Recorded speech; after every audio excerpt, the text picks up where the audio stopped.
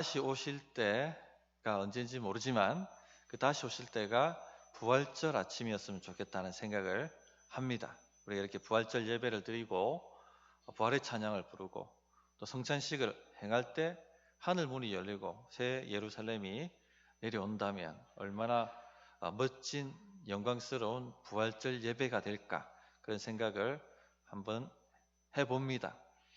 어쨌든 간에 부활절이 돌아왔고, 부활절이 돌아오면 부활절 메시지는 원석적 복음을 전하는 것이 좋다, 이렇게 생각이 듭니다. 그래서 오늘은 주의 죽으심과 부활의 의미가 무엇인가 하는 것들을 말씀을 드리려고 합니다. 첫째, 하나님께서 우리를 아주 많이 사랑하신다는 메시지입니다. 3절을 보십시오. 우리 주 예수 그리스도의 아버지 하나님을 찬송하리로다. 그의 많으신 긍휼대로 예수 그리스도를 죽은 자 가운데서 부활하게 하심으로 말미암아 우리를 거듭나게 하사 산 소망이 있게 하시며, 긍휼은 불쌍히 여긴다는 말씀이죠. 간단하게 알아듣기 쉽게 얘기하면 사랑하신다는 것입니다. 하나님은 우리를 사랑하십니다. 그것도 아주 많이 사랑하십니다. 그런데 말로만 사랑한다 하고 사랑의 어떤 행동을 하지 않는다면 그런 사랑은 립 서비스지 않습니까? 우리가 서로 연인으로 사랑할 때 사랑합니다, 사랑합니다 말 많이 합니다. 그러나 사랑의 어떤 행동도 하지 않는다면 그 사랑은 립 서비스입니다.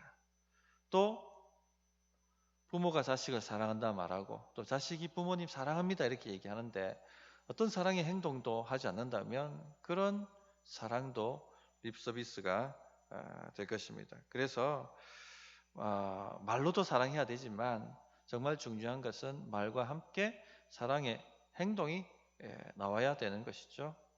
우리 하나님께서 우리를 많이 사랑하십니다. 그런데 하나님께서 내가 너를 많이 사랑해라고 말씀을 하시는데 어떤 사랑의 행동도 하지 않으신다면 어떨 것 같습니까? 우리가 큰 위기라든지 곤란한 어려움 가운데 처해 있어서 하나님 좀 도와주십시오라고 막 기도하는데 환상 가운데 나타나셔서 내가 너를 너무 사랑해, 그렇게 말씀을 하시는데 응답도 없고 도와주시지도 않는다면 굉장히 당황스럽지 않겠습니까? 배신감마저 될 것입니다. 그렇다면 하나님이 우리를 많이 사랑하신다고 하는데 그 사랑에 확실한 행위가 있는가? 확실한 증거가 있는가? 라는 물음이 생길 것입니다. 오늘 3절 말씀을 다시 한번 보시면 확실한 증거가 있죠. 그의 많으신 긍휼대로 예수 그리스도를 죽은 자 가운데서 부활하게 하심으로, 이렇게 말씀하셨어요. 그의 많으신 긍휼이 무엇으로 나타났습니까? 하나님께서 내가 너를 사랑해, 그것도 많이 사랑해 하는 이 많은 사랑이 무엇으로 나타났습니까? 예수 그리스도를 죽은 자 가운데서 부활하게 하심으로 나타났죠. 예수님께서 우리를 위하여 죽으시고 부활하심으로 하나님께서 내가 너를 많이 사랑한다 하는 말씀이 헛된 말이 아니라 립서비스가 아니다 하는 것을 증거하셨습니다. 자, 그런데 오늘 말씀을 자세히 보시면 무엇에 방점이 놓여 있습니까? 부활에 놓여 있죠. 그리스도를 죽은 자 가운데서 부활하게 하심으로 이 많은 사랑을 확증했다라고 얘기하고 있습니다. 자, 부활이 하나님께서 우리를 많이 사랑한다 하는 이 말씀의 확실한 증거이고 확정입니다. 예수님은 공생의 3년 동안 자주 말씀하셨습니다. 나는 그냥 사람이 아니고 그냥 선지자가 아니다. 나는 하나님의 아들이다 라고 자주 말씀을 하셨습니다. 그리고 내가 이 땅에 온 것은 너희들의 죄를 대신 짊어지고 십자가에서 죽기 위해서 왔다. 나의 죽음은 그냥 한 사람의 죽음이 아니라 너희의 죄를 대속하는 대속적 죽음이다 라고 주장을 하셨습니다. 한마디로 말해서 내가 너를 너무나도 많이 사랑한다 라고 하신 것이죠. 그런데 이 예수님의 주장이 사실이 되려고 한다면 무엇이 있어야 합니까? 부활이 있어야 됩니다.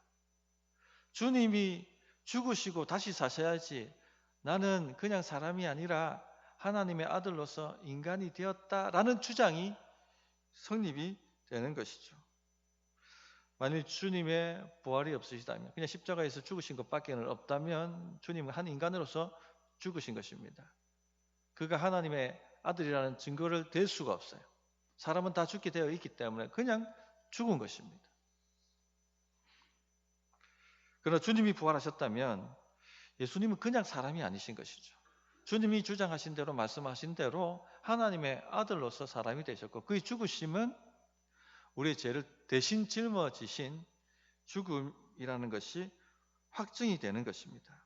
내가 너를 사랑해 라는 그 말씀이 립서비스가 아니라 참 사랑의 행위가 된다는 것입니다. 그래서 결국 부활은 무엇입니까? 하나님 사랑의 확증인 거예요. 확증. 하나님이 죽으실 수 있습니까? 죽으실 수 없죠. 하나님은 죽으실 수가 없습니다. 근데 이 죽으실 수 없는 하나님께서 내가 너를 사랑해, 내가 너를 많이 사랑해 얘기하는데 우리 죄를 대속해서 죽지 않으신다면 립서비스가 되는 거예요. 그러니까 하나님께서 내가 너를 너무 많이 사랑해, 정말 너를 사랑하고 너를 구원할 것이다 하는 그 사랑이 무엇으로 증명이 되는 것입니까? 사람이 되셔서 죽으심으로, 그리고 진짜 이 주장이 맞다는 것을 증명하기 위해서 부활하심으로, 하나님이시니까. 그래서 부활은 하나님께서 우리를 너무 사랑하신다, 그것도 너무 많이 사랑하신다는 확실한 사랑의 행동이며 확증이 되는 것입니다. 그래서 부활절을 맞아서 나를 위해 죽어주신 분이 계시다, 나를 위해서 죽으시고 부활하신 분이 계시다 하는 것을 깊이 묵상하며 그 사랑을 받아들이시기 바랍니다. 나 같은 것을 위하여 어떻게 하나님의 아들이 오셨고 나를 위해 죽으시고 부활하실 수가 있단 말이니까 도대체 이게 무슨 은혜인가? 그렇게 한번 깊이 생각하시고 묵상을 해보시기 바랍니다. 하나님의 사랑이 우리 마음을 강타할 것입니다. 요즘 제가 우리 교회 학교 아이들을 위해서 기도하는 게 뭔지 아십니까? 하나님의 사랑이 이 어린 아이들 심령 가운데 부어지게 해주십시오. 이 사랑을 알아야지 삶이 바뀝니다. 이 사랑을 알아야지 진짜 신앙이 시작됩니다. 이 사랑을 알아야지 미래가 달라지기 시작합니다. 이 하나님의 사랑을 깨닫지 못하면 아무것도 일어나는 것이 없습니다. 우리 여기 남자분들은 때가 되면 다 군대 가지 않습니까? 군대 가면 그 훈련소에 들어가는데 그 훈련도 빡세게 막 돌아가는데 마지막에 이제 유격을 하거든요.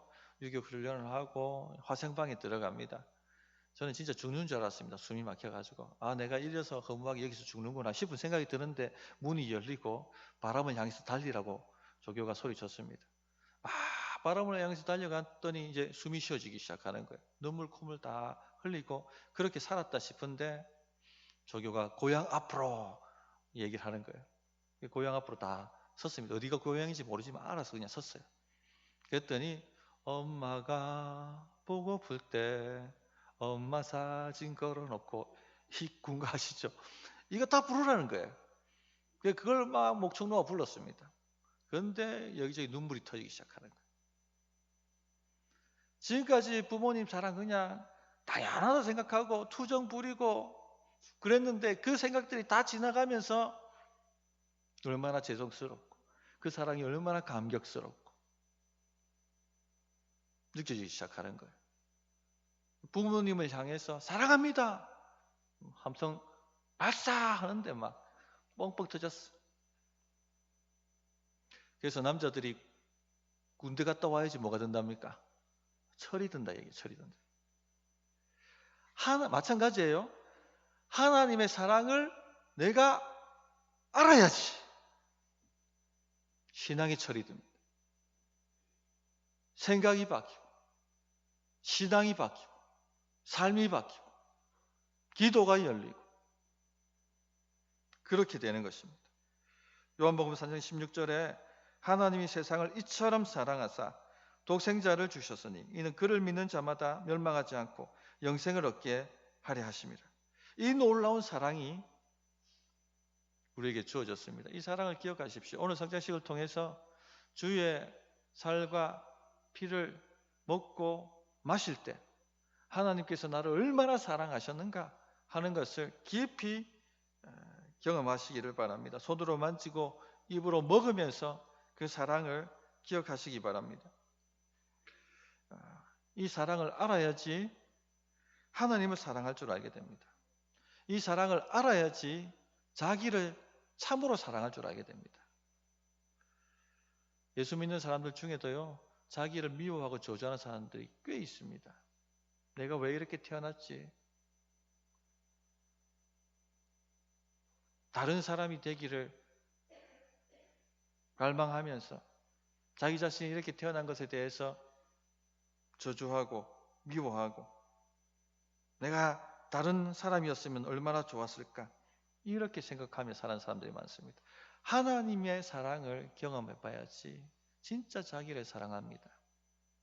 또 하나님의 사랑을 알아야지 이웃도 참으로 사랑할 수가 있습니다. 또 하나님의 사랑을 알아야지 삶에 여유가 생깁니다. 나를 사랑하시는 하늘 아버지가 나를 지켜보시고 나를 도와주시고 나의 갈 길을 인도하신다는 것이 내 마음에 믿어져야지 여유가 생기지 않습니까? 조바심 내지 않고 자기 힘으로 해내려고 발버둥 치지 않고. 그래서 이 하나님의 사랑을 꼭 기억하시고 성찬식을 통해서 이 사랑이 우리 성도님들 마음 가운데 다시금 되새겨지고 기억되어지는 은혜가 있기를 바랍니다. 두 번째, 예수님은 우리의 산 소망이 되셨다는 것이죠. 3절을 다시 한번 보십시오. 우리 주 예수 그리스도의 아버지 하나님을 찬송하리로다. 그의 많으신 긍휼대로 예수 그리스도를 죽은 자 가운데서 부활하게 하심으로 말미암아 우리를 거듭나게 하사 무엇이 있습니까? 산 소망이 있게 하시며. 주의 죽으심과 부활은 우리에게 산 소망을 줍니다. 소망이라는 것이 무엇입니까? 미래에 좋은 일이 있을 것이라는 확신이죠. 확신. 우린 다 소망을 가지고 살아갑니다. 그런데 이 소망이 살았는지 죽었는지, 산 소망인지 죽은 소망인지 따라서 천지 차이가 되죠. 죽은 소망은 무엇입니까? 소망은 하는데 확증이 없어요. 확신이 없습니다. 막연합니다. 앞으로 좋은 일이 있겠지, 잘 되겠지. 죽은 소망입니다. 헛된 소망이죠. 희망 고문입니다. 그러나 신자의 소망은 확실한 산 소망입니다. 왜냐하면 보증이기 때문에 그렇습니다. 성도님들, 우리의 장래가 어떻게 될까요? 우리의 장래가 어떻게 되리라 생각합니까? 4절을 보십시오. 썩지 않고 더럽지 않고 쇠하지 아니하는 유업을 있게 하시나니 곧 너희를 위하여 하늘에 간직하신 거라. 썩지 않고 더럽지 않고 쇠하지 아니하는 유업을 받을 것입니다. 무엇을 말합니까? 하나님의 나라를 유업으로 받는다는 것이죠. 여기 계신 분들, 주님을 온전히 믿는 분들은요, 하나님 나라에서 육체로 부활하여 영원히 주와 함께 살게 될 것입니다. 이것이 우리의 장래입니다. 우리는 결코 지옥에 떨어지지 않을 것입니다. 왜 그렇습니까? 주께서 사망 권세를 이기고 부활하셨기 때문에. 그래서 주를 믿는 자를 위하여 부활의 첫 열매가 되셨기 때문에 우리도 주와 같이 부활하게 될 것입니다. 고린도전서 15장 20절에 보면 그러나 이제 그리스도께서 죽은 자 가운데서 다시 살아 잠자는 자들의 첫 열매가 되셨도다. 주님처럼 우리도 부활하게 될 것입니다. 성도님들, 이 부활의 소망을 믿으십니까? 그렇다면 죽음 앞에 담대하셔야 됩니다. 오늘 우리의 죽음이 우리 앞에 다가온다 할지라도 담대할 수 있어야 합니다. 참으로 우리 부활의 소망을 믿는 사람이라면 그렇게 살아야 합니다. 한 번은 제가 나이 많으신 성도에게 죽을 준비하셔야 됩니다. 그런 말씀을 드린 적이 있습니다. 안색이 변하시더라고요. 웬 재수없는 소리 하는가? 아마 그런 생각하신 것 같아요. 왜 그런 소리 하십니까? 그런 말씀 하지 마세요. 그렇게 이야기를 하시는 겁니다. 왜 안색이 변하고 얼굴빛이 변하면서 그런 소리 하지 말라고 정색을 하면서 이야기를 하실까요? 죽음이 두렵기 때문에 그렇습니다. 그죠? 죽음의 공포는 실제적이에요. 우리 죽는다는 것을 깊이 생각하지 않습니다. 피하려고 합니다. 두려워합니다. 맞서려고 하지 않습니다.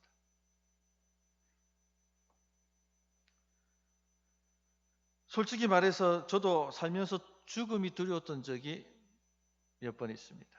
제가 30대 목사였을 때 함께 고등부를 섬겼던 30대 고등부 교사가 암 발병이 되셔서 1년 동안 투병하시다가 돌아가신 적이 있습니다. 그때 저는 죽음이라는 것을 생생하게 느꼈어요. 이렇게 젊은 나이에 이렇게 내 가까이 있는 사람이 갑자기 이렇게 죽을 수가 있는가. 그 충격이 굉장히 좀 컸던 것 같아요. 한동안 가슴이 답답했습니다. TV에 암 관련 뉴스가 나오면 보질 않았습니다. 그 광고에도 보면은 보험 광고가 있지 않습니까? 국민 중 3명 중 1명이 암에 걸립니다. 암보험 가지셔야 됩니다. 뭐 이런 광고. 그러면 바로 채널 넘겨버렸어요. 직면하고 싶지 않은 것이죠. 건강검진 나오면 하지 않았습니다. 피하고 싶었습니다. 했는데 이상하게 나오면 어떡하지? 죽음의 공포예요. 두려움이죠. 피하고 싶은 거죠. 생각하고 싶지 않은 것이죠. 혹시 여기 계신 분들 가운데 그렇게 죽음을 피하거나 두려워하고 계신 분은 없습니까? 왜 그럼 이런 죽음의 공포에 직면할 수가 없어요? 죽음을 마주볼 수 없습니까? 부활의 소망이 약하기 때문에 그렇습니다. 부활하셨다는 걸 믿는데 참으로 나도 그렇게 주와 함께 부활하게 될 것이다 하는 것이 약한 것이죠. 작년 제 어머니께서 암 발병되셔서 갑자기 2달 만에 돌아가셨습니다. 그때도 다시 죽음의 공포가 찾아왔습니다. 가슴이 벌렁벌렁거리고 그것들을 표현을 안 했지만 일주일 동안 잠을 제대로 잘 수가 없었습니다. 그러나 그때 저를 담대하게 만들었던 것이 바로 부활의 소망입니다. 주께서 부활하셨으므로 사명이 나의 사랑하는 이를 어쩌지 못한다는 것을 나는 믿는다. 그것을 계속 되새이고 고백했습니다. 부활 소망의 말씀을 읽고 죽음을 똑바로 보았습니다. 그리고 사도 바울이 죽음을 향해서 선포했던 것처럼 사망아 너희 이기는 것이 어디 있느냐, 사망아 너희 쏘는 것이 어디 있느냐 라고 선포하고 말하기 시작했습니다. 참 말씀이 능력이 있어요. 믿음이라는 건 신비합니다. 두려움이 사라져요. 울렁거리고 벌렁거리던 가슴이 진정되어지고 어머니의 임종을 준비시키고 그 모든 것을 행할 수 있는 능력이 제 안에 일어났습니다. 이게 부활의 소망이거든요. 성도님들, 앞으로 여기 계신 모든 분들은요, 이제 살아가면서 무엇을 경험하시게 되겠습니까? 정말 우리가 사랑했던 가까운 사람들이 죽음을 맞이하는 것을 다 경험하실 것입니다. 또 어느 순간 우리의 죽음이 우리 코앞에 다가와서 우리를 마주보게 될 것입니다. 그때 부활의 소망이 없다면 모든 분들은 두려워 떨게 될 것입니다. 예수 믿으면서도 죽음의 공포 앞에 짓눌려 막 헛된 소리하고 마지막에 두려워서 떨고 하는 일들이 꽤 있거든요. 성도님들, 부활의 소망을 가지십시오. 주님이 사망 권세를 깨뜨리셨기 때문에 우리도 주와 함께 부활하게 될 것입니다. 이것은 실제입니다. 또한 십자가와 부활은 우리 하나님이 우리를 결코 포기하시지 않는다는 증거이기도 합니다. 5절 말씀을 보시면 너희는 말세에 나타내기로 예비하신 구원을 얻기 위하여 믿음으로 말미암아 하나님의 능력으로 보호하심을 받았느니라. 하나님은 결코 우리를 포기하시지 않습니다. 왜 우리를 포기하시겠습니까? 우리를 위하여 하나님의 아들이 사람이 되셨고 십자가에 죽는 대가를 지불하셨는데, 그리고 또 부활하셔서 승천하시고 주님 우편에서, 하나님 우편에서 우리를 기도하고 계시는데 왜 우리를 포기하시겠습니까? 우리의 미래는요, 잘 되는 것으로 결론 지어져 있습니다. 하나님은 결코 우리를 포기하시지 않습니다. 이렇게 포기하시지 않는데 어떻게 우리가 잘못될 수가 있겠습니까? 하나님의 능력이 우리를 보호하고 있으며 죄와 사망과 마귀의 권세로부터 우리를 지키시며 인도하고 계심을 믿으시기를 바랍니다. 그래서 사도 바울은 담대하게 이렇게 고백합니다. 내가 확신하노니 사망이나 생명이나 천사들이나 권세자들이나 현재 일이나 장래 일이나 능력이나 높음이나 깊음이나 다른 아무 피조물이라도 우리를 우리 주 예수 그리스도 안에 있는 하나님의 사랑에서 끊을 수 없으리라. 또한 이런 산 소망이 있기 때문에 이 땅에서 만나는 여러 가지 시험을 당할 때에 오히려 기뻐할 수 있습니다. 이 확실한 산 소망이 있다면 여러 가지 시험을 만날 때 기뻐하십시오. 근심합니다. 그러나 기뻐할 수 있습니다. 그래서 6절에 보면 그러므로 너희가 이제 여러 가지 시험으로 말미암아 잠깐 근심하게 되지 않을 수 없으나 오히려 크게 기뻐하는도다. 근심하게 만드는 시험이 옵니다.